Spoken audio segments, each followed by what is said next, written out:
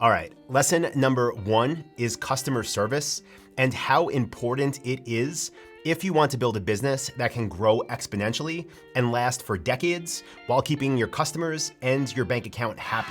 There are so many dropshippers out there that just think I can sell products, I'm gonna make money every time I get a sale, and life is good. But the truth is, from day one, customer service needs to be a priority in your business because there is no point in putting the time into building a business that is not set up for long-term success. And if your customers aren't serviced and they're not happy, they are going to leave bad reviews. And over time, those are going to lower your conversion rate and build a business that burns out and make you have to start over from step 1. Another thing that is so important when it comes to customer service is even before the sale is made, and this is responding to emails fast, responding to live chats, which you can do on your phone, and making sure if somebody calls the number on your store, you pick up whenever possible. Because I can't tell you how many sales going into the hundreds of thousands of dollars over time have come from people calling our stores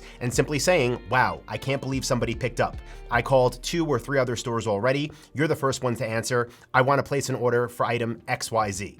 So customer service is extremely important, not once you're set up and running and profitable, but from the day you launch your dropshipping store. Lesson number 2 is outsourcing and why you should almost always do it sooner than you think you should.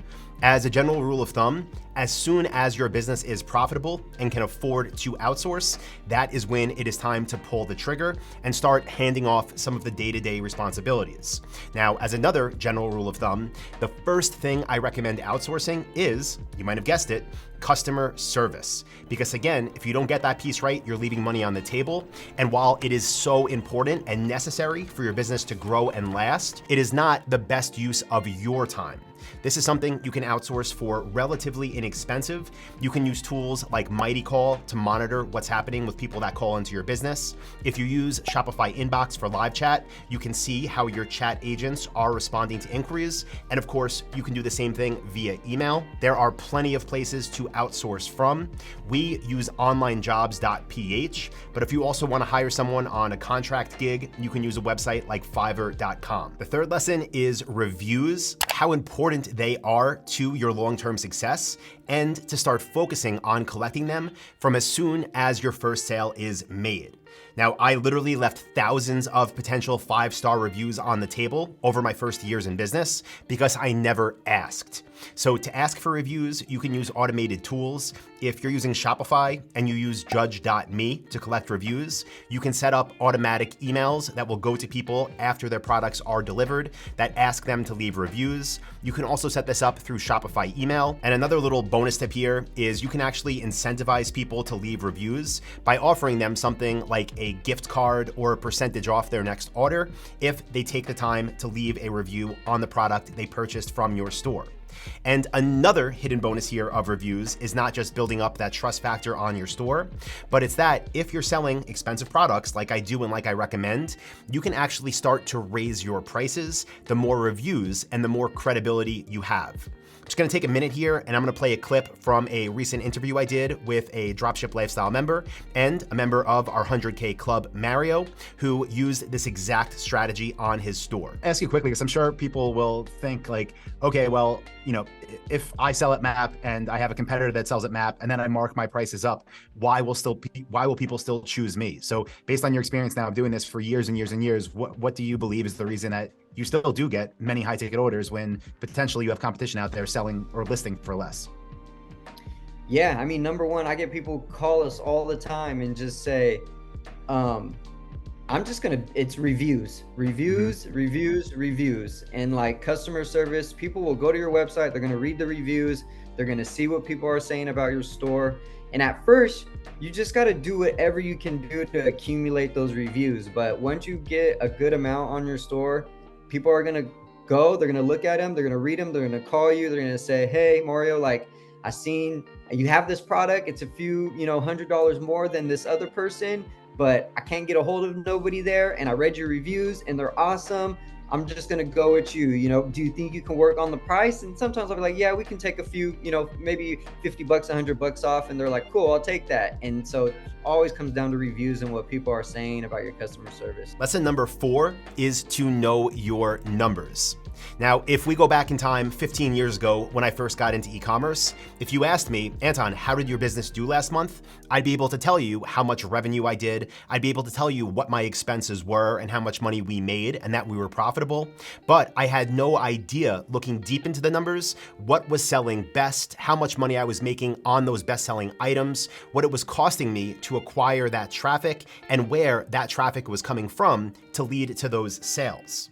Now, I will say back then, tracking was a little bit more complex. We didn't have the tools that we have available to us today, but I still should have figured this stuff out a lot sooner, because what it would have led to is me saving a lot more money and being able to optimize even better early on. And when you understand your numbers and you know on an order by order level how profitable it was or wasn't, you can then make better decisions in your business.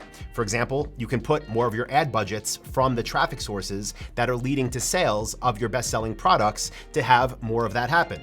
For products that are selling but aren't that profitable, you can then work on cutting your costs. And I'll tell you, even though, again, this should have hit home to me early on, it didn't, because I just knew I was making a bunch of money every month. But I started watching the TV show Shark Tank, and one of the first questions that all of the investors would ask the people there presenting was about their profitability, and they wanted to know at a very deep level what was working and what wasn't. And I realized on that show, a lot of the questions these people were asking, I myself couldn't answer. So starting way back then, I made a very focused effort into setting up analytics properly. So again, I could know what was working and what wasn't and make better decisions. And what that led to was even more profitability, often with less ad spend. In this section, we're going to be talking about relationships, and specifically the relationships that you have with your dropship suppliers. And this is so important because all suppliers, when it comes to dropshipping, are not created equal. Let's just say, hypothetically, you wanted to build a dropshipping store selling horse saddles, and you found 20 possible brands to sell for. Well, it might turn out that 5 of those suppliers are what I would put into the bronze category. These are suppliers where it is next to impossible to make money with. Maybe 10 of those suppliers out of the 20 would fall into what I call the silver supplier category, and these are great suppliers that you can make a lot of money with. And then maybe the remaining 5 would be what I consider gold suppliers. Now, these are the suppliers that can literally send orders to you, refer sales to you, sometimes for massive amounts of money. Before we wrap this one up, let me actually just cut to a quick clip of an interview I recently did with another Dropship Lifestyle member who's also part of our 100K Club, Steve, and you can hear this directly from him. You have one of the suppliers that we love that I refer to as gold suppliers that actually refer orders to you. And maybe you can explain this for people that are like, what are you talking about? Why would a supplier send an order to a retailer? With their relationship with you, like, what does that look like? So this was one supplier that I've had since the Amazon days. And I've gone through multiple sales managers over there. And I've just tried to stay in touch, be as nice and professional as I can, and just be really gracious when they did start sending me leads. And it's gotten to the point where I asked the sales manager, hey, why are you sending these to me? And he just said, hey, because you appreciate it. You say thank you when I send them over. And I just try to do my best to close as many sales for them as I can, to follow up with those customers. And that's where a significant portion of my business has come from this year. It's just from having that relationship. And I mean, they're giving me anywhere from, I would say, 3 to 5 leads a day. And that could be someone just looking for a small item, or I've had it $30,000 to $40,000 sales come from Amazing. So Amazing. It's been incredible. So hopefully that helps to really hit home how important these relationships are. And just to give you some more advice on this, if you do find 5 suppliers or so in your niche that are the bronze suppliers, my advice is to cut them as soon as possible. Stop selling for them, because you're not going to make money with them and they're only going to hurt your business. Your silver suppliers, definitely work on strengthening those relationships. Maybe send them cards or wine or any small gifts around the holidays. And for your gold suppliers, make sure you even take that to the next level. Stay in communication with them. Make sure they know how important customer service is to your business. Send them maybe an even bigger gift basket around the holidays.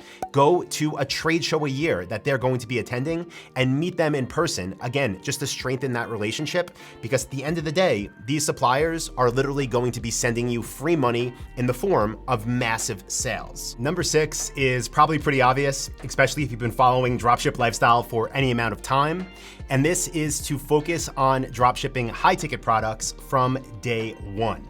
I'm not gonna go into detail in this video because I've done this plenty of times in the past, but as a simple visual, you can compare two products and we can take cookies versus couches. Reason I'm choosing them is because I started off by selling cookies online, again, 15 years ago. Now back then, for every box of cookies I sold, it sold for about $10 and I made about $3 net profit. I quickly realized that if I could sell these inexpensive cookies, why can't I sell more expensive items like couches, for example? Sell one of those for $1,000, and instead of making $3 profit on that sale, now I could make $300 for doing the same amount of work. And when the profit is that much bigger per sale, you can do a lot more, much faster in your business in terms of outsourcing, in terms of investing more into ads, and in terms of having more time available to focus on growth rather than managing the thousands or tens of thousands of customers you would need to have to make any significant amount of money while selling low-ticket products. Lesson number 7 is shipping and the fact that shipping rates are negotiable when you are selling large and heavy items. Now, for years, I simply did not know this. Again, the business was profitable, so I just paid what the shipping quotes were.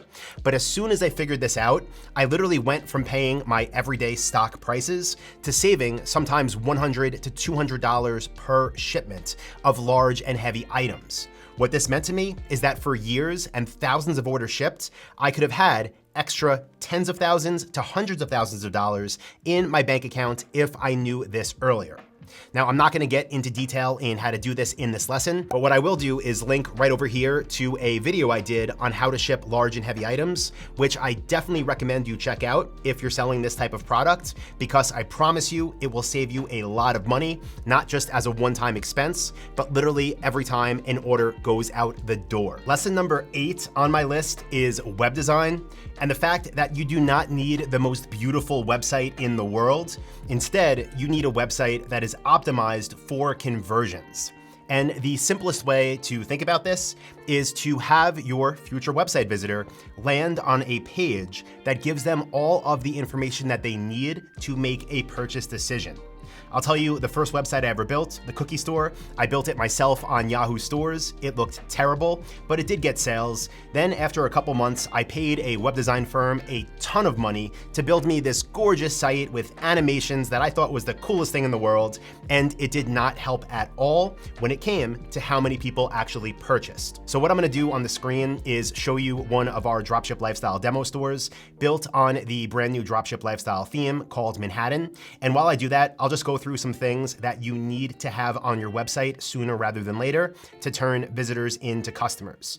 So high quality product images are extremely important, especially because we sell high ticket products. People need to see what that thing actually looks like in detail before making a purchase decision. Also, having detailed product descriptions so people can actually know what it is they're buying, and again, get all of the information they need before making that purchase decision. Also, right on our product pages, we put very clearly, simply defined shipping and return policies so they don't have to leave that page to get more information, whether or not they're going to buy or not. Also, having multiple payment options to accept, which is very easy to do in Shopify. But of course, with Shopify payments, you can take credit cards, debit cards, Apple Pay, Google Pay. You could set up PayPal, you could set up Amazon Pay. You can use Shop Pay installments to let customers finance their purchase over time. All things that you should set up from day one. Also, adding a phone number to your site and having live chat, which again, live chat could be managed for free through Shopify Inbox. And then a big thing here is to look at all of your top competitors' stores and try to find their weaknesses. I actually have a lesson in the Dropship Blueprint in Module 5 called Their Weakness is Your Strength. where I show you how to find your competitors' weaknesses and turn them into benefits on your site to, again, have more of your website visitors turn into customers. Again, it's not about having the most beautiful site in the world. It's about having your site optimized to convert. The ninth thing that I wish I knew when I first started dropshipping is what I'm going to refer to as the 90-10 rule. Similar to Pareto's principle, the 80-20 rule, but this is taking it even to a further extreme and using it in a very specific way. And what I mean by this is that once your business is set up and running, sometimes even in the process of researching what you're going to do, you're going to find so many different things to try. When it comes to dropshipping, different methods of dropshipping, different traffic sources, different themes to use on your Shopify store, different apps you should install, all different things you're gonna see online and think, I wanna try this. My advice is don't, and if you do it at a minimum. So what I want you to do, what I wish I did, was as you are growing, put 90% of your time and your budget into what is proven to work. And I will say in the beginning, it's gonna be hard to know what works because you're just getting started. That's why if you could follow a blueprint, you'll just simply know, okay, this is what I'm focusing on.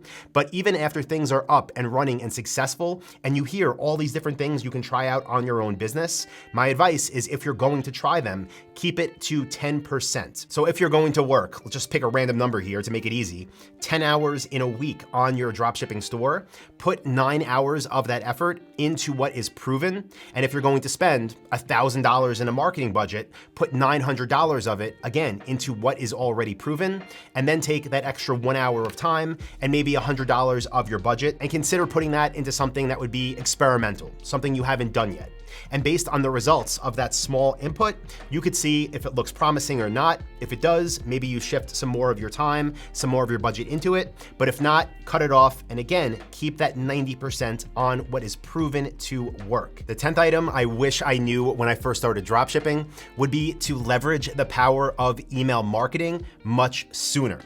Now, to build an email list, you don't need to do anything besides run your dropshipping store, have exit intents where you provide coupon codes, build a list of people that abandon their carts and people that purchase from you.